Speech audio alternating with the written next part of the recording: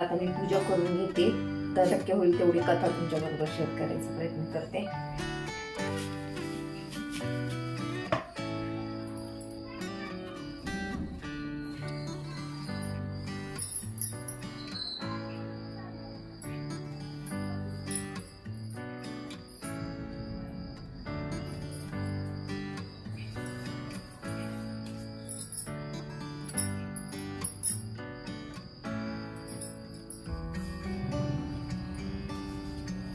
श्री महालक्ष्मी नमः.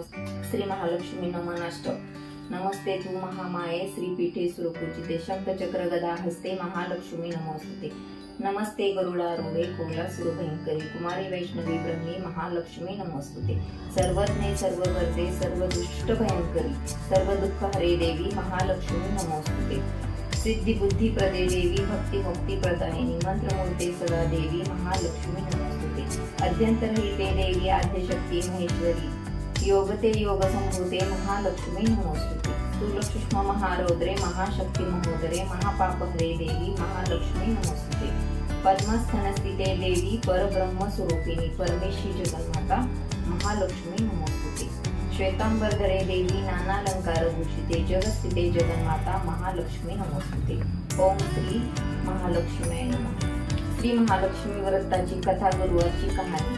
श्री महालक्ष्मीची कृपा आपल्यावर व्हावी, तिने आपल्या घरात सतत वास करावा, पैसा शांती समाधान नांदावे म्हणून श्री महालक्ष्मी व्रत करतात. हे व्रत केल्याने मनातल्या सर्व इच्छा पूर्ण होतात. श्री महालक्ष्मीची अनेक नावे अनेक रूपे आहेत. पार्वती, सिंधू कन्या, महालक्ष्मी, लक्ष्मी, राजलक्ष्मी, गृहलक्ष्मी, सावित्री, राधिका, राशेश्वरी, चंद्रा, गिरिजा, पद्मा, मालती, सुशीला अशा विविध नावांनी श्री महालक्ष्मी ओळखली जाते. अशा या सर्वाभूती असलेल्या श्री महालक्ष्मीची ध्यानी घ्यावी अशी ही कहाणी आणि द्वापार युगातील आपल्या भारतातील सौराष्ट्र देशात घडलेली. येथे एक राजा राज्य करीत होता. त्याचे नाव भद्रश्रवा होते.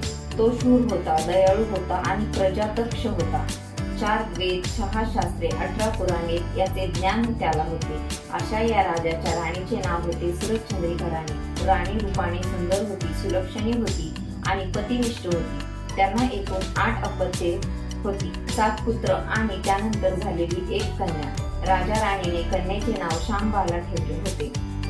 एकदा देवीच्या मनात आले गरीबाकडे राहिले तर सगळ्या संपत्तीचा तो एकाच उपभोग घेईल म्हणून देवीने एका म्हातारीचे रूप घेतले. फाटकी बसलेल्या आधारासाठी हातात काठी घेतली आणि काठी टेकत टेकत ती राणीच्या महालाच्या दाराशी आली. तिला पाहताच एक दासी पुढे आली. तिने म्हातारीला विचारले, कोण ग बाई तू, कुठून आलीस, काय काम काढलंस, तुझं नाव काय, गाव काय, काय हवंय तुला. म्हातारीचे रूप घेतलेली श्री महालक्ष्मी म्हणाली, माझं नाव कमलाबाई, द्वारकेला राहते. मी तुझ्या राणीला भेटायला आले. कुठे आहे ग ती. दासी म्हणाली, राणी साहेब महालात आहेत. त्यांना सांगायला गेले तर त्या माझ्यावरच रागवतील. तुला ग त्या कशा भेटतील. तुझा अवतार पाहून त्या तुला त्या हाकलूनच देतील. तू इथेच थोडा वेळ थांब आडोशाला. म्हातारीला राग आला. ती संतापून म्हणाली, तुझी राणी गेल्या जन्मी एका वैश्याची पत्नी होती. तो वैश्य फार गरीब होता. त्यावरून त्या दोघांचे नेहमी भांडण होत. नवरा तिला मारहाण करी. त्या त्रासाला कंटाळून एक दिवस ती घर सोडून गेली आणि जंगलात उपाशी तापाशी भटकू लागली. तिची ती अवस्था पाहून मला तिची दया आली. मी तिला ऐश्वर्य, सुख आणि संपत्ती देणाऱ्या श्री महालक्ष्मी व्रताची माहिती सांगितली. त्याप्रमाणे तिने ते व्रत केले. तिच्या व्रताने महालक्ष्मी प्रसन्न झाली. तिचे दारिद्र्य संपले. तिचे घर संपत्ती समृद्धीने भरले. तिच्या जीवनात आनंद भरला. मृत्यूनंतर लक्ष्मी व्रत केल्यामुळे ते दोघे पती पत्नी लक्ष्मी लोकात वैभवात राहिले. या जन्मी त्यांचा जन्म राजकुळात झाला आहे. देवीच्या कृपेने ती आता राणी पदावर बसली आहे. पण लक्ष्मी व्रताचा तिला आता विसर पडला आहे. त्याचीच आठवण करून देण्यासाठी मी इथे आले आहे. म्हातारीचे बोलणे ऐकून दासीच्या मनात जिज्ञासा निर्माण झाली. तिने म्हातारीला पाणी दिले, नमस्कार केला आणि म्हणाली, मला सांगाल ते व्रत. मी करीन ते नेमाने. उठणार नाही, मारणार नाही, घेतला वसा टाकणार नाही. म्हातारीने दासीला लक्ष्मी व्रताची माहिती सांगितली. मग ती उठली व काठी टेकीत टेकीत निघणारच. तेवढ्यात राणी तरातरा महालातून बाहेर आली. फाटक्या वस्त्रातील म्हातारीला पाहून ती संतापली आणि उर्मटपणे म्हणाली, कोण ग तू थेरडे, इथे कशाला आलीस, जा इथून. तिने पुढे होऊन म्हातारीला हाकलून दिले. म्हातारी म्हणजे प्रत्यक्ष महालक्ष्मीच होती हे राणीला कळलेच नाही. राणीचा तो उर्मटपणा पाहून महालक्ष्मीने तिथे न थांबता स्वस्थानी जाण्याचे ठरवले. राणीचा महाल सोडून म्हातारी निघणारच तोच एक मुलगी लगबगीने बाहेर आली. ती मुलगी म्हणजे राजकन्या शांबाला. तिने येऊन म्हातारीला नमस्कार केला आणि कळकळून म्हणाली, आजी रागावू नका, माझी आई चुकली, तिच्यासाठी मला क्षमा करा, मी तुमच्या पाया पडते. कन्येचे ते बोलणे ऐकून महालक्ष्मीला तिची दया आली. तिने शांबालाला लक्ष्मी व्रताची माहिती सांगितली. तो दिवस मार्गशीर्ष महिन्यातला पहिला गुरुवार होता. पुढे त्या दासीने लक्ष्मी व्रत केले. तिची स्थिती सुधारली. दासी पण सोडून ती सुखाने संसार करू लागली. कन्या शांबालेने ही लक्ष्मी भक्तिभावाने सांगितल्याप्रमाणे महालक्ष्मी व्रत केले. सगळे नेमधर्म पाळून दर गुरुवारी तिने हे व्रत केले. शेवटच्या गुरुवारी उद्यापन केले. लवकरच शांबालाचा विवाह सिद्धेश्वर नावाच्या राजाच्या मालाधर नावाच्या राजपुत्राशी झाला. तिला राजवैभव मिळाले. लक्ष्मी व्रताच्या प्रभावाने तिचा संसार सुखाचा समाधानाचा चालू लागला. पण इकडे भद्रश्रवा राजा व राणी चंद्रिका यांना हळूहळू वाईट दिवस दिसायला लागले. त्यांचे राज्य गेले. त्यांचे सगळे वैभव ऐश्वर्य लयाला गेले. चंद्रिका राणी होती ती स्थिती आता बदलली. अन्न पाण्यालाही ती महाग झाली होती. भद्रश्रवाला फार वाईट वाटे, पण तो तरी काय करणार. एक एक दिवस चिंतेने उगवत होता, तसाच मावळतही होता. एक दिवस भद्रश्रवाला वाटले मुलीकडे जावे, तिला पाहावे आणि 4-8 दिवस तिच्याकडे राहावे. त्याप्रमाणे तो जावयाच्या राज्यात आला. चालून तो खूप दमला होता, म्हणून थोडा वेळ विश्रांतीसाठी तो एका नदीच्या काठी बसला. राणीची दासी नदीवर येत होती. तिने भद्रश्रवाला ओळखले. दासी धावत महालात गेली. राजाला बातमी सांगितली. शांबालालाही ते समजले. शांबाला आणि मालाधराने रथ पाठवून भद्रश्रवाला मोठ्या मान सन्मानाने राजवाड्यात आणले आणि त्याचा आदर सत्कार केला. काही दिवस जावयाचा आणि मुलीचा पाहुणचार घेत भद्रश्रवा राजवाड्यात राहिला. आता परत जायचे दिवस त्याच्या मनात घोळू लागले.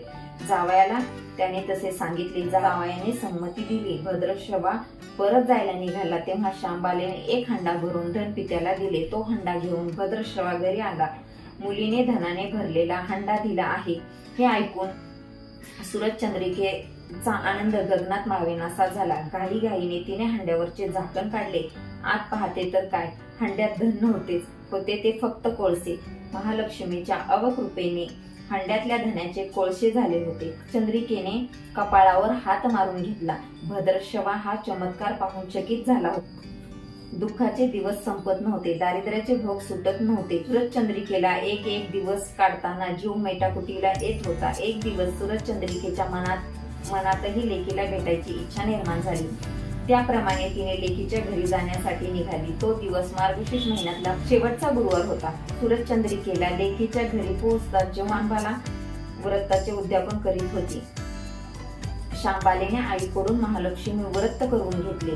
4 दिवस मुलीकडे राहून सूरजचंद्रिका परत आपल्या गावात आली. लक्ष्मी व्रत केल्यामुळे काही दिवसातच त्यांना त्यांचे पूर्वीचे वैभव परत मिळाले. राज्यप्राप्ती झाली. पुढे काही दिवसांनी आई वडिलांना भेटण्यासाठी म्हणून शांबाला माहेरी आली.